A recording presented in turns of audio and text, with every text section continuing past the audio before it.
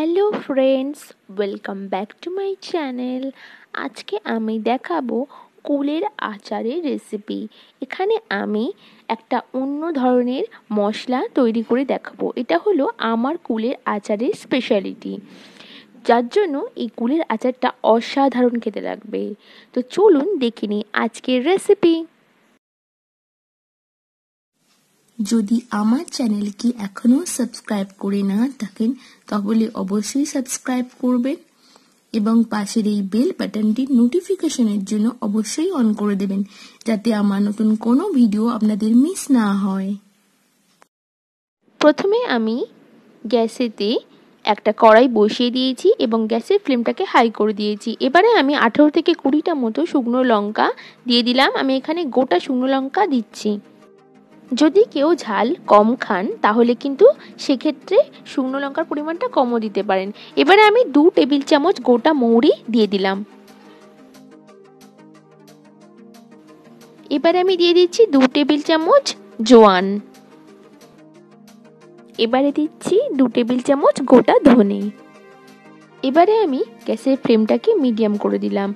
এবারে মিডিয়াম ফ্লেমেতে আমি সমস্ত গোটা মশলাগুলোকে এরকমভাবে শুকনো খোলাতে ভেজে নেব। যখন দেখবেন খুব সুন্দর একটা মশলা আর একটা গন্ধ ছাড়ছে, তখনই বুঝতে পারবেন মশলা ভাজা হয়ে গেছে। তো আমার এখানে মশলাগুলো ভাজা হয়ে গেছে, তাই আমি ঠান্ডা করে এগুলোকে মিক্সিতে গুঁড়িয়ে নিচ্ছি।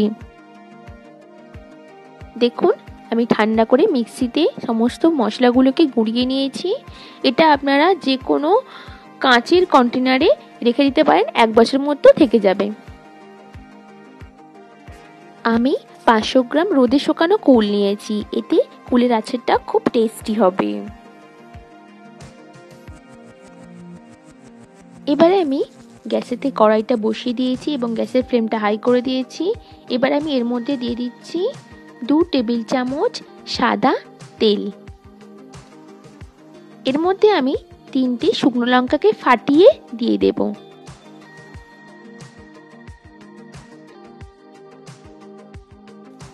শুকনো লঙ্কাগুলো দেওয়ার পর আমি গ্যাসের ফ্লেমটাকে মিডিয়াম করে দিচ্ছি। এবারে 4-5 সেকেন্ডের জন্য একটু নাড়াচাড়া করে এবার কুলগুলোকে আমি সব একসাথে দিয়ে দিচ্ছি।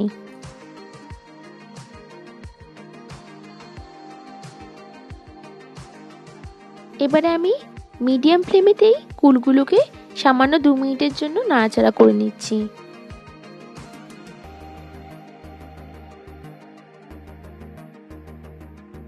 এবার আমি সামান্য একটু নুন দিয়ে দিলাম। নুন দেওয়ার পরে আমি মিডিয়াম ফ্লেমেতে কুলগুলোকে আরও 1 মিনিটের জন্য একটু নাড়াচাড়া করে নিচ্ছি।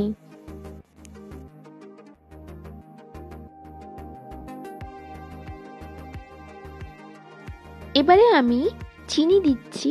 এখানে আমি 400 গ্রাম চিনি দিচ্ছি। তবে যদি আপনাদের মনে হয় তাহলে পরে আরেকবার চেখে দেখে চিনির পরিমাণটা বাড়িয়ে দিতে পারেন।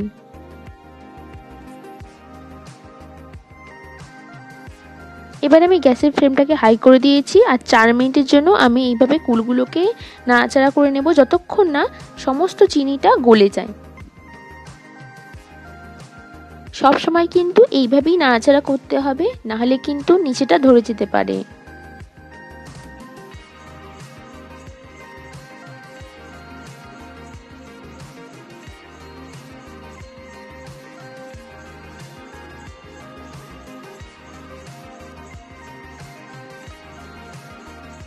দেখুন, সমস্ত চিনিটা গলে গেছে।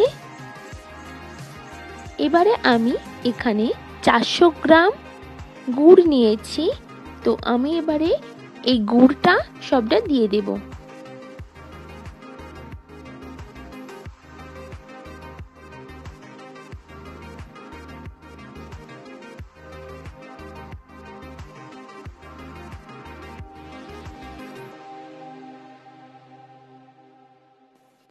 এবারে আমি গ্যাসের ফ্লেমটা মিডিয়াম রেখে গুড়টা খুব ভালোভাবে মিশিয়ে দিচ্ছি।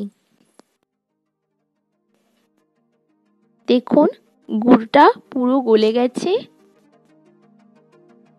এবারে আমি যে মশলাটা বানিয়ে রেখে দিয়েছিলাম সেটা দিচ্ছি 4 টেবিল চামচ। এই মশলাটাই কিন্তু কুলের আচারটার টেস্টটাই বদলে দেবে। এবারে গ্যাসের ফ্লেমটাকে মিডিয়াম রেখে মশলাটাকে খুব ভালোভাবে আমি মিশিয়ে দিচ্ছি। এবারে আমি মিডিয়াম ফ্লেমেতে 4 মিনিটের জন্য এই আচারটাকে হতে দেব। তবে কিন্তু মাঝে মাঝে আমি নাড়াচাড়া করে দেব, না হলে নিচেটা কিন্তু ধরে যেতে পারে। ঢাকনা চাপা দেওয়ার কোনো প্রয়োজন নেই। দেখুন 4 মিনিট হয়ে গেছে আর আমার কুলের আচারও রেডি হয়ে গেছে। তো আমি গ্যাসটা এবারে বন্ধ করে দিলাম। আমার আজকের রেসিপি কুলের আচার রেডি হয়ে গেছে। এটা কাঁচের বয়ানে রাখলে 1 বছর পর্যন্ত ভালোভাবে থাকবে। তবে চেষ্টা করবেন আচারটা হওয়ার পর 3 দিন পর্যন্ত এটাকে রোদে দিতে। তো আমার এই রেসিপি যদি ভালো লেগে থাকে অবশ্যই লাইক করবেন, শেয়ার করবেন এবং আমাকে কমেন্ট করে জানাবেন কেমন লাগলো। আর আমার চ্যানেলকে যদি এখনও সাবস্ক্রাইব করে না থাকেন তাহলে অবশ্যই সাবস্ক্রাইব করবেন এবং পাশের বেল বাটনটি নোটিফিকেশনের জন্য অন করে দেবেন। অসংখ্য ধন্যবাদ ভিডিওটি পুরোটি দেখার জন্য।